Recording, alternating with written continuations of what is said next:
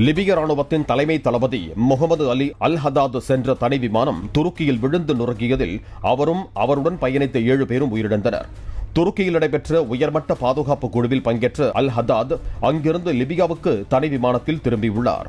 விமானம் புறப்பட்ட 40 நிமிடங்களில் கட்டுப்பாட்டு அறையுடனான தொடர்பு துண்டிக்கப்பட்ட நிலையில் அடுத்த சில நிமிடங்களில் நடுவானில் வெடித்து சிதறியதாக கூறப்படுகிறது. விமானம் ஏன் வெடித்தது என விசாரணை தொடங்கியுள்ளது.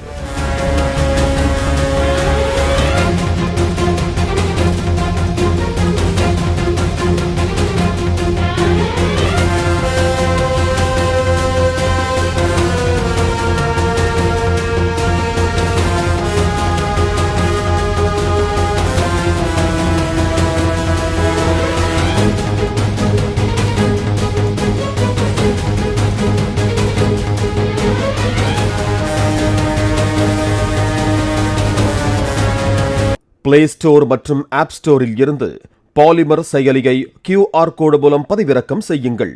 செய்திகளை உடனுக்குடன் பெறுங்கள்.